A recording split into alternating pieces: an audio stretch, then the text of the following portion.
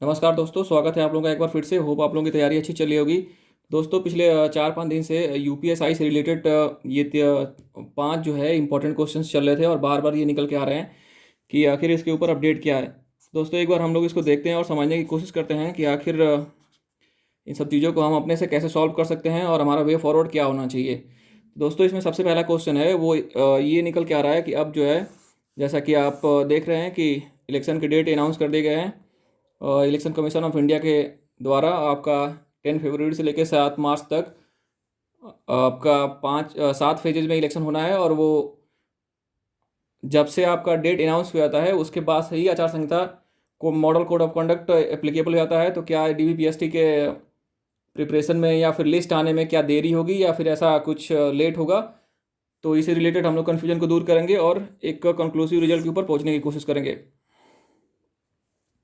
दूसरा क्वेश्चन निकल के आ रहा है दोस्तों कि इलाहाबाद हाई कोर्ट में जो रिट पिटीशन फाइल हुई है उसके ऊपर सुनवाइयाँ हो रही हैं, तो क्या निरस्त होगा? कोई डेली आपको अपडेट आता है यूट्यूब पे से कहीं पे भी आप देखते होंगे कि अरे निरस्त हो गया, ये हो गया, वो हो गया, फिर से रिट पिटीशन फाइल की जा रही है, एक फाइल की गई थी, एक और आ रही है, ये होगा। तो इस सब वे में इसमें हमारा क्या अंडरस्टैंडिंग होनी चाहिए, इसको हम कैसे टैकल करें, इसके ऊपर आगे बढ़ेंगे। और तीसरा हमारा क्वेश्चन है कि जो सुप्रीम कोर्ट का फैसला है 2016 का यूपीएसआई का, उससे जो है 2021 वाले के कट ऑफ के ऊपर क्या असर पड़ेगा। लोग बोल रहे हैं कि नहीं, बहुत ज़्यादा नीचे कट ऑफ चला जाएगा। तो इन सब इसको हम समझने की कोशिश करेंगे तीसरे में। और चौथा क्वेश्चन हम समझने की कोशिश करेंगे कि फर्स्ट और सेकंड में एक्सपेक्टेड कट ऑफ क्या जा सकता है 2021 वाले का। और पांचवें में हम कंक्लूड करने की कोशिश करेंगे, पांचवा क्वेश्चन, कि जो इसका रिजल्ट डेट है, एक्सपेक्टेड रिजल्ट डेट, ये कब आ सकता है, जो 20,000 का है यूपीएसआई 2021 का। तो दोस्तों, इन हम 5 चीज़ों को डिटेल में कवर करने वाले हैं और होप कि ये वीडियो आपको अच्छी लगेगी, क्योंकि बहुत इन्फॉर्मेटिव है। मैंने बहुत रिसर्च और वर्क करके बनाई है। तो अगर आपको ये इन्फॉर्मेटिव लगे तो इसे ज़्यादा लोगों के साथ शेयर करें, चैनल को सब्सक्राइब करें और चैनल को स्ट्रेंथ दें, जिससे कि हम ऐसी वीडियोज़ को और लेकर के आ सकें और ज़्यादा लोगों को बेनिफिट दे सकें। दोस्तों, आगे बढ़ते हैं। तो पहले चीज़ पे डिस्कस करते हैं कि जैसा कि अब 5 क्वेश्चन था, तो 5 में से पहला है कि इलेक्शन कमीशन ऑफ इंडिया ने आपको इलेक्शन का डेट अनाउंस कर दिया है, तो फिर क्या होना चाहिए, आगे देखते हैं। तो देखो दोस्तों, जैसा हम जानते हैं कि आर्टिकल 324 के अंदर और पार्ट 15 में इलेक्शन के बारे में आपको जिक्र है, जिसमें आपका आर्टिकल 324 के अंदर इलेक्शन कमीशन ऑफ इंडिया आता है। ठीक है। तो election of commission of India के पास होलसेल पावर होती है कि वो किसी भी स्टेट में या सेंट्रल के जो आपके एग्जाम्स होते हैं उसको कंडक्ट कराए और उससे रिलेटेड उसका पूरा शेड्यूल जारी करे और मॉडल कोड ऑफ कंडक्ट को फॉलो कराए। ये इलेक्शन कमीशन ऑफ इंडिया की जिम्मेदारी होती है। दोस्तों, ध्यान सुनिएगा, हम लोगों ने बहुत रिसर्च किया है इसके ऊपर, तो होपफुली आपको वीडियो बहुत ज़्यादा बेनिफिशियल होने वाली है। दोस्तों, यूपी में आपका 10 फरवरी से स्टार्ट होगा और मार्च 7 तक चलेगा। 10 मार्च को काउंटिंग होगी। ये 7 फेजेज में इलेक्शन होंगे। और इसमें अभी तक सिर्फ इतना ही अपडेट है कि जो कैंपेन होगा वो 15 जनवरी तक कोई कैंपेन नहीं अलाउ किया इलेक्शन कमीशन ऑफ इंडिया ने। क्यों? क्योंकि कोविड की वजह से। ठीक है। तो आइए हम समझने की कोशिश करते हैं कि जो आदर्श चुनाव आचार संहिता होती है, मॉडल कोड ऑफ कंडक्ट होता है, वो आखिर होता क्या है। क्यों हम बार बार इसके ऊपर आने लगते हैं कि यार अब कोई नया काम नहीं होगा, ये नहीं होगा, वो नहीं होगा, अब तो आचार संहिता लग गई है। तो इसको समझने की कोशिश करते हैं कि ये है क्या। तो दोस्तों, ये इलेक्शन कमीशन के पास एक पावर है जो कि उसे कॉन्स्टिट्यूशन के थ्रू मिला हुआ है, आर्टिकल 324 के अंदर। ठीक है। तो क्या करता है कि जैसे ही किसी भी इलेक्शन में डेट को अनाउंस करता है, उसी दिन से आचार संहिता उस स्टेट में लागू हो जाती है। जैसे ही आपके इलेक्शंस की डेट आते हैं, जैसे मान लीजिए कि अगर आज डेट अनाउंस किए गए हैं, तो कल से आपका यूपी में आचार संहिता लागू हो जाएगी। ठीक है। और ये इसको डिसाइड कौन करता है? कौन डिसाइड करता है? Prepared by election commission of India. किस आर्टिकल के अंदर? आर्टिकल 324 के अंदर, पार्ट 15 के अंदर आपको इलेक्शंस के बारे में वर्णन है कॉन्स्टिट्यूशन के अंदर, उसमें आपको ईसीआई को ये पावर दी गई है। ठीक है। अब इसमें होता क्या है? लोग बोलते हैं कि नहीं, कोई नया स्कीम नहीं आ सकती, प्रोजेक्ट नहीं आ सकता और ये नई चीज़ें नहीं हो सकती। तो इसको हम समझने की कोशिश करते हैं कि इसमें क्या क्या चीज़ें ऐसा एज सच मैंशनड है आपको वेबसाइट से लेकर के, न्यूज़ साइट से लेकर के, विकीपीडिया से लेकर तमाम बुक्स में, कि हाँ क्या चीज़ें हो सकती हैं, क्या नहीं हो सकती हैं। तो दोस्तों, इसमें सबसे पहली चीज़ होती है कि राजनीतिक मशीनरी निष्क्रिय कर दी जाती है। मीन्स जितने भी सांसद आपके जैसे अगर मान लीजिए स्टेट में हो रहा है, तो आपके जितने भी विधायक हैं या फिर स्टेट के मिनिस्टर हैं, उनकी पावर एक तरीके से निष्क्रिय कर दी जाती है। मतलब वो किसी भी विधायक पे, किसी भी एसपी पे, डीएम पे, एसडीएम पे, एसएसपी पे अपना वो रौब नहीं दिखा सकते। रौब कहना गलत होगा, मतलब अपना पावर नहीं दिखा सकते कि नहीं नहीं आप ये काम करो, ऐसे करो, वैसे करो, इस चीज़ को इम्प्लीमेंट करो। ये सब चीज़ उन लोगों के कंट्रोल से बाहर हो जाती है। इसको अब होली सोली कौन हैंडल करेगा, यानी डीएम और एसपी, मतलब स्टेट की जो भी मशीनरी होती है एक डिस्ट्रिक्ट की, वो अब किसके लिए रिस्पॉन्सिबल जाती है, वो इलेक्शन कमीशन ऑफ इंडिया के लिए रिस्पॉन्सिबल जाती है। तो यानी स्टेट के जो चीफ सेक्रेटरी होते हैं और जो डीजीपी होते हैं वो डायरेक्ट ईसीआई को रिपोर्ट करते हैं, और जो भी रूल्स रेगुलेशन होते हैं इलेक्शन से लेकर के और दूसरी सारी चीज़ों का, वो ईसीआई से पूछ कर ही, यानी ईसीआई से राय मशवरा लेकर के ही उसको इम्प्लीमेंट करते हैं। ऐसा नहीं है कि कोई मिनिस्टर या फिर किसी डिप्टी सीएम ने कुछ कहा और वो उसको इम्प्लीमेंट कर देंगे। ये कब होता है, आचार संहिता लगने के बाद होता है। तो ये आपको एमएलए या फिर किसी ऐसे मिनिस्टर से विदाउट प्रेशर वर्क करते हैं, और ये रिस्पॉन्सिबल किसके लिए होते हैं, ईसीआई के लिए होते हैं। यानी कि जब जो होता है, जो राजनीतिक मशीनरी जो है वो निष्क्रिय कर दी जाती है, और जो सरकारी मशीनरी है, सरकारी मशीनरी में जितने आपके डीएम हो गए, एसपी हो गए, एसडीएम हो गए, डीएसपी हो गए, या फिर आपके जितने भी सीओ एसएचओ, जो भी आपकी वर्किंग मशीनरी है पूरी पूरी, वो किसके लिए रिस्पॉन्सिबल होती है। अब किसको जवाबदेही देगी, वो ईसीआई को जवाबदेही देगी, ना कि स्टेट गवर्नमेंट को। ठीक है। और इसमें जब आप model code of conduct applicable हो जाता है तो फिर क्या होता है कि कोई भी मिनिस्टर या फिर एमएलए, कोई मिनिस्टर या फिर एमएलए, वो गवर्नमेंट मनी का, गवर्नमेंट व्हीकल का, गवर्नमेंट हाउस का, और किसी भी चीज़ ऐसी गवर्नमेंट की जो व्यवस्था है जो उसको पहले मिली थी, उसका यूज़ जो है अब वो इलेक्शन कैंपेन के लिए नहीं कर पाएगा। ठीक है। एक चीज़ ये हो गई। दूसरी चीज़ हो गई कि कोई भी टेम्पल हो गया या फिर कोई भी मॉस्की हो गई, कोई भी ऐसा रिलीजियस प्लेस हो गया या सिंबल हो गया, उसका यूज अब आप इलेक्शन कैंपेन के लिए नहीं कर सकते हैं इसके बाद में। और एक इंपॉर्टेंट चीज़ है जो हमारे लिए है, जो लोग बोलते हैं कि क्या होगा, जो सारी चीज़ें चल रही हैं, जो अपना पहले से प्रोसेस चल रहा होता है एग्जाम्स का। तो देखो दोस्तों, इसमें सिर्फ इतना ही मेंशन है कि कोई नई स्कीम नहीं लॉन्च की जा सकती, कोई नया प्रोजेक्ट नहीं लाया सकता, कोई किसी नए चीज़ की शिलान्यास नहीं किया जा सकता। जैसे कि हम जाएँ और बोल दें कि नहीं नहीं, अब आजमगढ़ में भी मेट्रो का शुरुआत होगा, आप चलो इसका हम शिलान्यास रख देते हैं, ऐसे ही 1-2 किलोमीटर खुदवा देंगे, बोलेंगे यहाँ पे भी मेट्रो आ रहा है, इलेक्शन में हमको फायदा मिलेगा। तो अब आप ऐसा काम नहीं कर सकते हैं। और नया प्रोजेक्ट का मतलब, जैसे कि हम ऐसे ही हवा में बोल दें कि नहीं अब 25 जगहों पे और हम फ्लाई ओवर बनाएंगे इस सिटीज़ में, या फिर हम इतना सारा एक्सप्रेसवे और नया लेके आ रहे हैं, तो वो अब ये सब अनाउंसमेंट अब नहीं हो सकता। कोई न्यू स्कीम से मतलब है, जैसे हम ये बोल दें यूथ को कि नहीं नहीं अब आपको हम बेनिफिट देंगे, आप 2,000 रुपये महीने का हम रोजगारी बता देंगे, तो ये अब हम अनाउंस नहीं कर सकते। इससे पहले हम कर सकते थे, कोई भी पॉलिटिकल पार्टी कर सकती थी अपने इलेक्शन मैनिफेस्टो में, लेकिन अब वो ऐसा नहीं कर सकती कि नहीं हम 2,000 रुपये देंगे और 1 या 2 महीने वो 2,000 रुपये दे और फिर बाद में उसको कैंसिल कर दे। अब ये ऐसा नहीं हो सकता। इसमें कहीं पर भी ऐसा नहीं लिखा है कि जो आपका एग्जाम हो रहा है या कोई भी ऐसा पहले एग्जाम है वो वापस जो है उसी वे में चलता रहेगा कि नहीं चलेगा, या फिर कैंसिल मतलब रुका हुआ रहेगा। तो देखो दोस्तों, सिंपल सी बात है कि आचार संहिता लगने के बाद में पूरे स्टेट की जो सरकारी मशीनरी है, यानी जितने भी ऑफिसर्स हैं, पुलिस फोर्स है, सबका एक ही काम होता है कि जो इलेक्शन के रूल्स और रेगुलेशंस है उनको इम्प्लीमेंट कराना और उन सब चीज़ों की तैयारी करना, जिससे इलेक्शन जो है ना स्मूथली हो सके। तो इलेक्शन स्मूथली कराने के लिए पूरी पूरी मशीनरी बिजी रहती है। जैसा कि आप देख रहे होंगे कि बहुत सारा इसमें ट्रांसपोर्टेशन से लेके और अपॉइंटमेंट का काम होता है कि इलेक्टोरल ऑफिसर होगा, इन लोगों की ड्यूटी लगेगी, तमाम बूथ बनाए जाते हैं, तमाम तैयारियां की जाती हैं। और आप देख रहे होंगे कि 10 फरवरी से स्टार्ट है, तो अप्रॉक्स 1 महीने का समय होता है। अब अगर इसमें यूपीपीआरबी, अगर कि यूपीपीआरबी के पास इतना टाइम है और अगर वो वर्क कर रहा है, तो वो डीवीपीएसटी की नोटिस निकाल सकता है और इसके ऊपर आगे की कार्रवाई कर सकता है। ऐसा नहीं है कि उसके उसके ऊपर कोई ऐसा रोक लगा दिया गया रहेगा कि नहीं नहीं अब आप ऐसा नहीं कर सकते, आपको वही काम करना है। नहीं, अगर यूपीपीआरबी अगर अब मैनेज कर सकता है उस काम को, तो वो ये जो काम चल रहा है वो इसको आगे बढ़ा सकता है। क्यों? क्योंकि अभी भी स्टेट जो है ना, वो चीफ सेक्रेटरी और डीजीपी उसको हैंडल कर रहे होते हैं, या कि मुख्य सचिव और डीजीपी के अंदर में होता है। तो ऐसा तो है नहीं कि डीजीपी सर को पता नहीं होगा कि हाँ स्टेट में फोर्स की कितनी ज़्यादा ज़रूरत है, और जो सीनियर ऑफिसर्स हैं एसआई हैं वो रिटायर होंगे तो न्यू रिक्रूटमेंट्स आने ही आने चाहिए और वो जल्दी आने चाहिए, नहीं तो लॉ एंड ऑर्डर मेंटेन करना बहुत डिफिकल्ट हो जाता है। तो ऐसा नहीं है कि वो उसमें चाहेंगे कि जानबूझ के 2-4 महीने 6 महीने का देरी हो। अगर वो यूपीपीआरबी मैनेज कर सकता है तो ये प्रोसेस आगे बढ़ना चाहिए, इसके ऊपर काम होना चाहिए। दोस्तों, ये था कुछ डिस्कशन हमारा मॉडल कोड ऑफ कंडक्ट के लेकर और इलेक्शंस को लेकर के। तो इससे बिल्कुल भी पैनिक ना हो, अगर यूपीपीआरबी मैनेज कर पाएगा तो वो लिस्ट बुला सकता है और ये आगे की प्रक्रिया बढ़ा सकता है। दोस्तों, आगे बढ़ते हैं अपने अपने अगले क्वेश्चन पे। तो अगला क्वेश्चन ये बहुत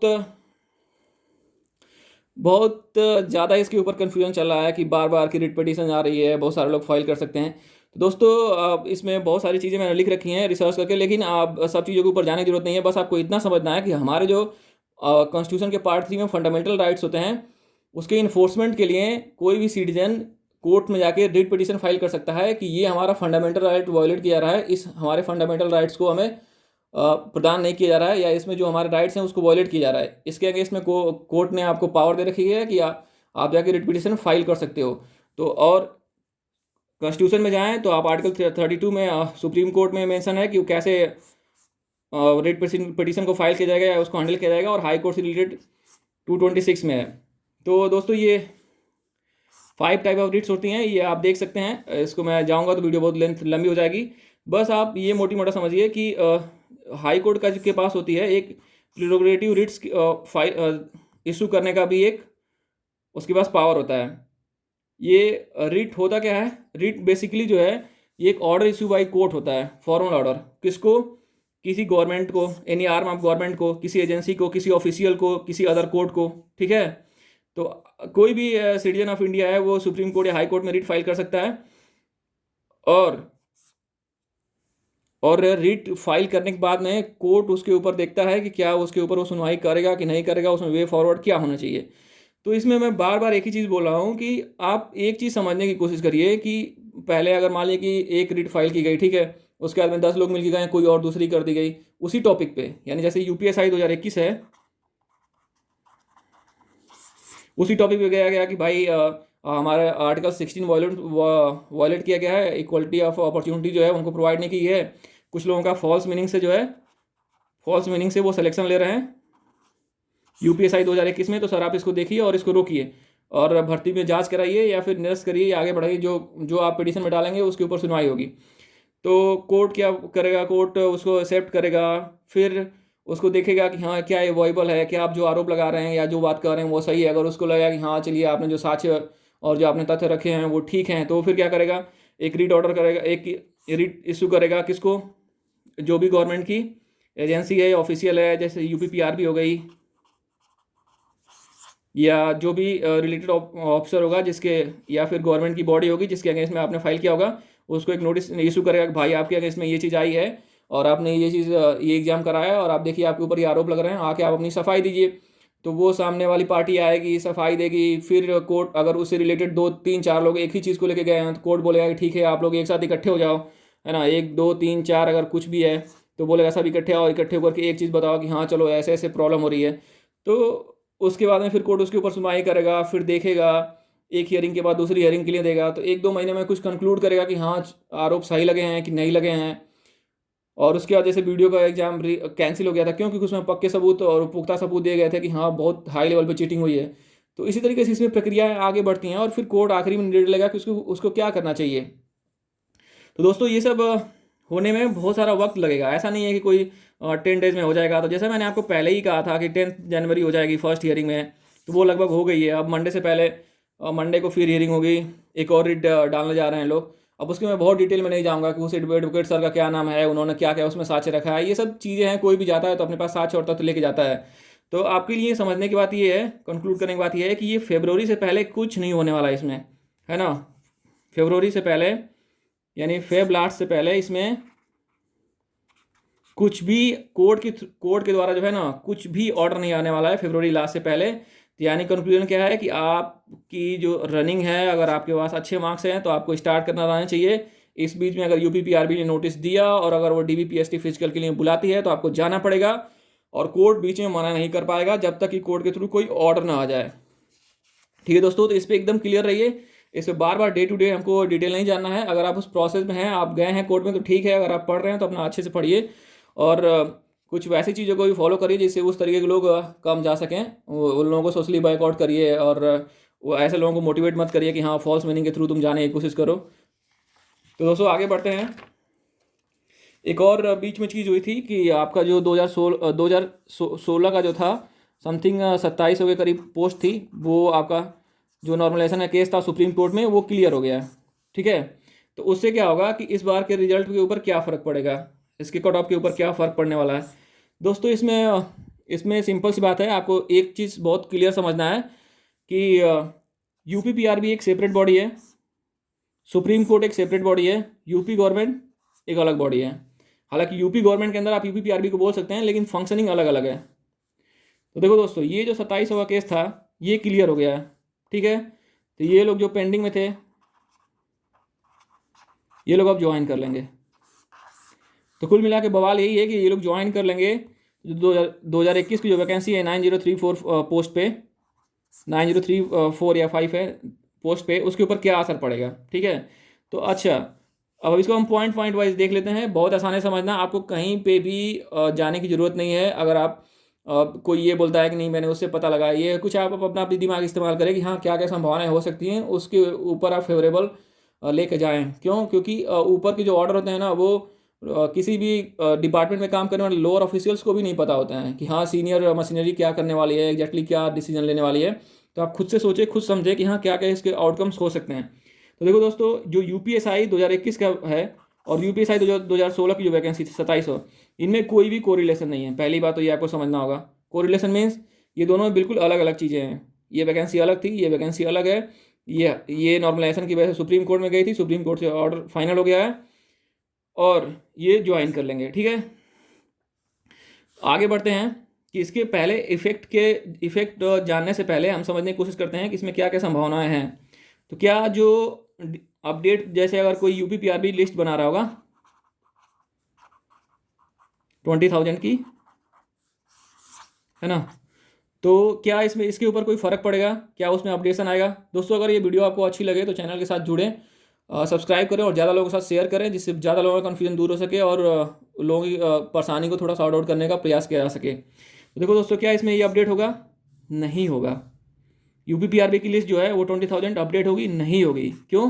क्योंकि रूल्स जो है किसी भी, ध्यान से सुनिएगा, रूल्स जो है किसी भी वैकेंसी के इन बिटवीन प्रोसेस में चेंज नहीं होते हैं। फॉर एग्जाम्पल आप देखो, यूपीपीएससी का रिजल्ट पहले आ गया और उसमें कोई एसडीएम बन गया, और उसके 2 महीने बाद यूपीएससी का रिजल्ट आ रहा है, उसमें कोई आईएएस बन गया। तो अब ये नहीं, अब यूपी मतलब यूपीएससी ये नहीं कह सकती कि नहीं आप वहाँ पे एसडीएम बन गए हो तो हम आपको आईएएस वाले में सेलेक्ट नहीं करेंगे या आईएएस वाले में आपको लिस्ट में नाम नहीं देंगे। देख रहे हो दोस्तों ना। तो ये सिंपल सा केस था आपको समझने के लिए। तो इसका मतलब क्या हुआ कि जो ये लोग थे इनका इस लिस्ट में नाम आएगा, है ना। अगर इन लोगों ने अच्छा स्कोर किया होगा, फिर से एग्जाम दिया होगा, तो क्या होगा, इनका नाम इसमें आएगा, है ना।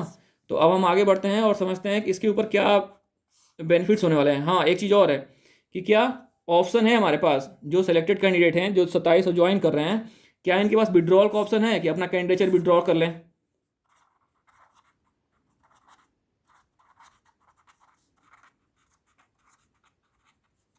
नहीं, ऐसा कोई ऑप्शन नहीं है, कैंडिडेचर विड्रॉ करने का अभी नहीं है। अगर यूपीपीआरबी को देना होगा तो वो दे सकता है।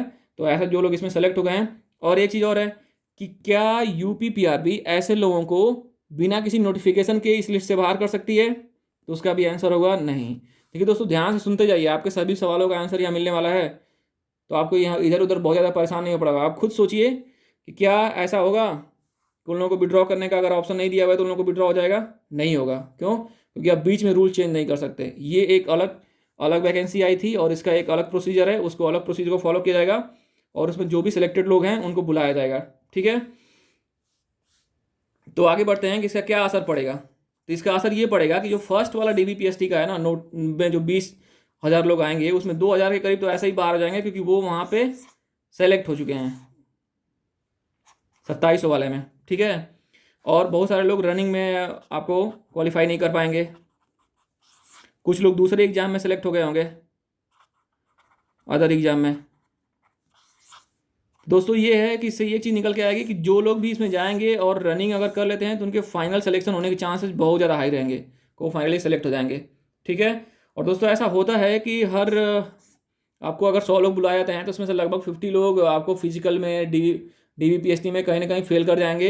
इस मतलब 50% ज़्यादा ही फेल करते हैं और आपको 2,000 ऐसे ही नहीं आएंगे, क्योंकि जो लोग ज्वाइन कर चुके हैं वो कितनी बार जाएंगे डीबीपीएसटी कराने के लिए। तो इसका मतलब क्या है कि आपको सेकेंड लिस्ट आने के चांसेस अब ज़्यादा रहेंगे, मोर देन 90% की सेकेंड लिस्ट आपकी आएगी। आप खुद सोचिए, क्योंकि अगर 2,000 लोग ऐसे हो जाएंगे, बहुत सारे लोग इस तरीके से बाहर होंगे रनिंग में, फिजिकल में, कुछ लोग अदर एग्जाम जो क्वालिफाई कर लिए होंगे उसमें बाहर हो जाएंगे, तो आपकी दूसरी लिस्ट आने की संभावना ज़्यादा रहेगी। और क्या होगा इसका असर कि जो सेकेंड लिस्ट आएगी उसमें कट ऑफ कम जाएगा। है ना दोस्तों। तो ये रहा इसका इफेक्ट। अब ऐसा नहीं है कि ये कोई मतलब ऐसा कोई बहुत रैंडम प्रोसीजर फॉलो कर लिया जाएगा, नहीं, जो प्रोसीजर होता है उसी के थ्रू चला जाएगा और बुलाया जाएगा उन लोगों को। वो लोग नहीं आएंगे तो पहली लिस्ट में जो लोग जाएंगे उसमें से मैक्सिमम लोगों के सेलेक्ट होने के चांसेस होगा जब फाइनल का रिजल्ट आएगा रनिंग के बाद में, तो इसका असर यही होगा। और अगर उसके बाद में ज़्यादा सीटें खाली रह गई तो फिर सेकंड लिस्ट आने का चांस रहेगा और कट ऑफ और नीचे जाने का चांस रहेगा। दोस्तों आगे बढ़ते हैं, हम देख लेते हैं कि एक्सपेक्टेड कट ऑफ क्या होना चाहिए। तो दोस्तों अगर आप फर्स्ट लिस्ट की बात करें तो आपकी अगर 105 से 110 क्वेश्चन के बीच में है तो मोर देन 90% चांस है। अगर आप 100 से 110 के बीच में है तब भी चांस है, अच्छे खासे रनिंग करना चाहिए मेल को जनरल ओबीसी और ईडब्ल्यूएस में। और फीमेल का 95 से 100 क्वेश्चन है, ये एक्सपेक्टेड है दोस्तों, ये चेंज हो सकता है। मैंने previous cut off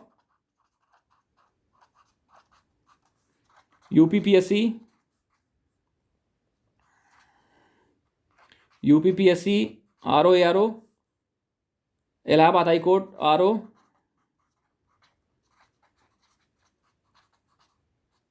ARO UP triple SC lower 2019। दोस्तों इतने सारे एग्जाम्स को कंसीडर करके और प्रीवियस ईयर कट ऑफ को लेकर के मैंने ये कैलकुलेट करने की कोशिश की है। तो हो सकता है इससे ज़्यादा या कम भी हो जाए, बट ज़्यादा चांसेस हैं कि इसी के रेंज में रहनी चाहिए। तो आपका फीमेल का 100 से 95 टू 100 है, SC ST का ऐसे ही आप देख सकते हैं 95 टू 105 के बीच में जाना चाहिए।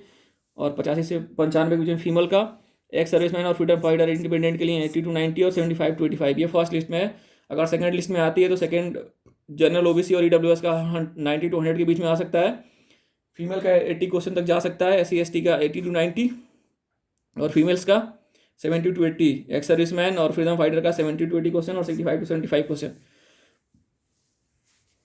तो मोटी मोटा दोस्तों ये है कि अगर बॉयज़ का अगर आप पे 90 क्वेश्चन प्लस हैं तो आपको रनिंग करनी चाहिए। और अगर गर्ल्स में अगर आप 70 क्वेश्चन भी हैं तो भी आपको रनिंग करनी चाहिए।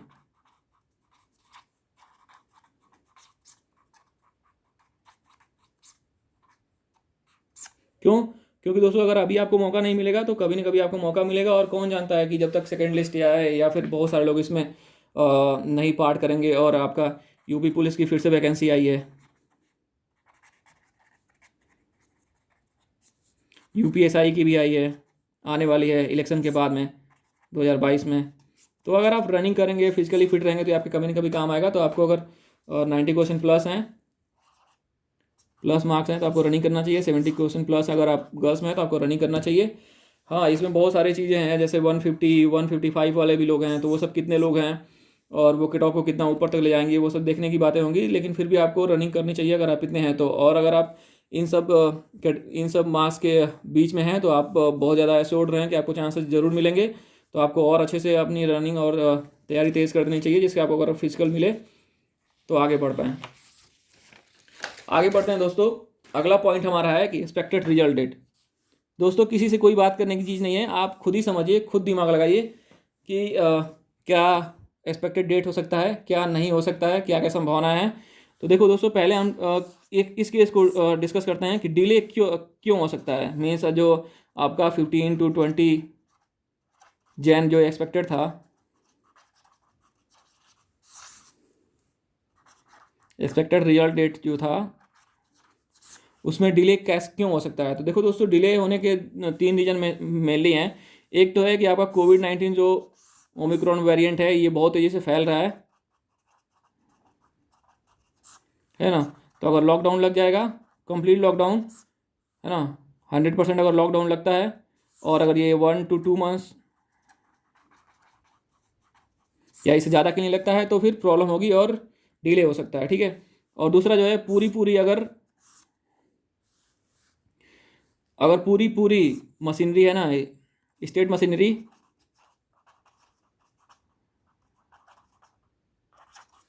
दोस्तों, अगर पूरी स्टेट मशीनरी अगर इलेक्शन ड्यूटी में आपको लगी रह सकती है तब भी डिले हो सकता है। और जो आचार संहिता लग गया है और अगर इलेक्शन प्रोसेस की वजह से अगर आयोग को ऐसा लगता है कि नहीं हम डिले करते हैं, अभी हम ये हैंडल नहीं कर सकते हैं, तो डिले हो सकता है। और कोई मुझे वैलिड रीज़न दिखता नहीं जिसकी वजह से प्रोसेस डिले होना चाहिए। और जबकि 90% ये चांसेज हैं कि ये टाइम पे आ जाएगा। रिजल्ट है ना, टाइम पे आना चाहिए। तो दोस्तों इस एस्पेक्ट को फेवर करने वाली चीज़ें क्या है हमारे पास? देखो दोस्तों, इलेक्शंस हैं, है ना, और गवर्नमेंट ने अभी यूपी ट्रिपल एस सी के वैकेंसीज बहुत सारे क्लियर नहीं किए हैं। अभी एक दो रिजल्ट आया है 2019 का, अभी आपने देखा होगा रिसेंटली, एक वीक पहले। और उसके बाद में गवर्नमेंट को कुछ रिजल्ट दिखाना होगा, जिसमें आपका लेखपाल यूपी ट्रिपल एस सी, है ना, यूपीएसआई, ये बहुत ही ज़्यादा चर्चित वैकेंसी थी और इन दोनों को क्लियर करना था गवर्नमेंट को। और इसके बेसिस पे वो यूथ के बीच में जाती कि देखो आपको हमने रोजगार दिया है और आप हमें फिर से एक नए टर्म के लिए चूज़ करो और हम आपके लिए अच्छे होंगे। लेकिन क्या है ना कि अनफॉर्चुनेटली कोविड और तमाम सारी चीज़ों की वजह से या फिर यूपी ट्रिपल एस सी नहीं कंडक्ट करा पाया, मतलब ये वैकेंसी कंप्लीट होती हुई नहीं दिखाई दे रही है इलेक्शन से पहले। तो क्या हो गया, यूपीएसआई ही बचता है।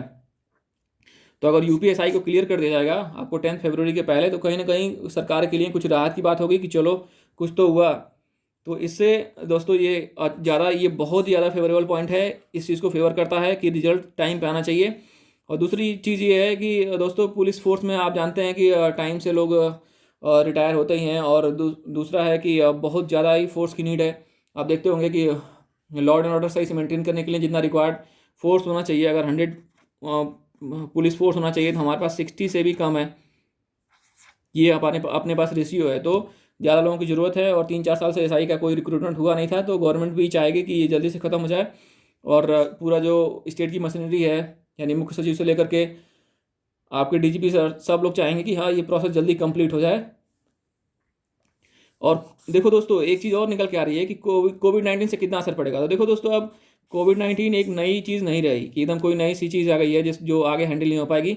कोविड-19 लगभग 2 ईयर्स हो गया है और इसके साथ लोगों ने जीना सीख लिया है। इसमें कोविड प्रोटोकॉल को फॉलो करके आगे कैसे बढ़ना है और अपने आप को कैसे बचाए रखना है, इन सब चीज़ों से लोग हैबिचुअल हो चुके हैं।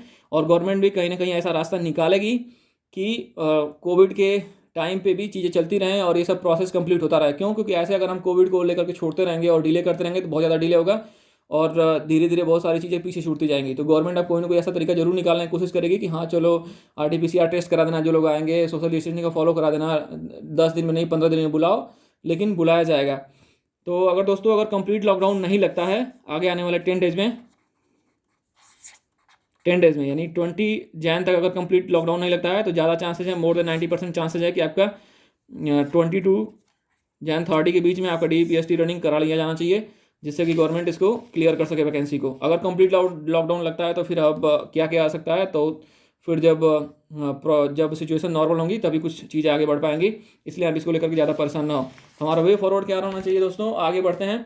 तो सबसे पहले हमको क्या करना चाहिए कि अपनी रनिंग करते रहनी चाहिए कोविड प्रोटोकॉल के थ्रू। और दूसरा क्या होना चाहिए कि हमारा जो यूपी ट्रिपल एस लेखपाल के थ्रू वैकेंसी आ गई है, एनटीपीसी फेज़ 2 है, अपना एसएससी है। देखो दोस्तों, यूपीएसआई का रिकॉर्ड रहा है कि हमेशा मतलब थोड़ी बहुत दिक्कतें होती हैं, लेट होता है, प्रॉब्लम्स होती हैं। तो ठीक है, हमें इसकी रनिंग करनी चाहिए, बट हमें इन सब चीज़ों के ऊपर भी फोकस करना चाहिए। क्योंकि एक कंपटीटर के लिए क्या होता है कि उसको जल्दी से जिसमें जॉब मिल जाए उसमें ले लेना चाहिए। तो इन सब चीज़ों के ऊपर भी फोकस करना चाहिए। हो सकता है इससे पहले यही सब चीज़ें फाइनल हो जाए। और दोस्तों, हमको मेंटली और फिजिकली किसी भी सिचुएशन को फेस करने के लिए तैयार रहना चाहिए।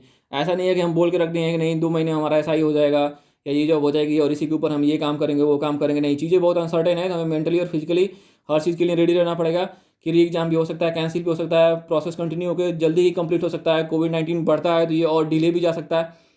एग्जैक्टली दोस्तों, किसी को कुछ एग्जैक्टली किसी को पता नहीं है कि कोई आपको नहीं एकदम से बोल ही दे कि यही होगा। अगर वो ऐसा बोलता है तो कहीं ना कहीं वो झूठ बोलता है। ऐसा ही चकली कोई बोल नहीं सकता कि हाँ 100% यही चीज़ें राइट है। और दूसरा है कि आपको अपने वर्क पे फोकस करना चाहिए, डिस्ट्रैक्शन पे नहीं। दोस्तों, होपफुली आपको ये वीडियो अच्छी लगी होगी और सुनने के लिए धन्यवाद। अगर अच्छी लगी हो तो ये एनालिसिस अच्छी लगी हो तो लोगों के साथ शेयर करें और चैनल को सब्सक्राइब करें। और हम यूपी ट्रिपल एस सी लेखपाल का कंप्लीट मैथ्स का जो है ना आपके लिए मैथ्स का कोर्स लेके आ रहे हैं और 1-2 दिन में उसके ऊपर वीडियो अपलोड होनी स्टार्ट हो जाएंगी। तो दोस्तों, चैनल को स्ट्रेंथ दें और ये आपका पूरा कोर्स जो है मैथमेटिक्स का कंप्लीट कराया जाएगा। और सुनने के लिए बहुत बहुत धन्यवाद आपका। आगे आने वाला समय शुभ हो। मिलते हैं फिर अगली वीडियो में। Thank you.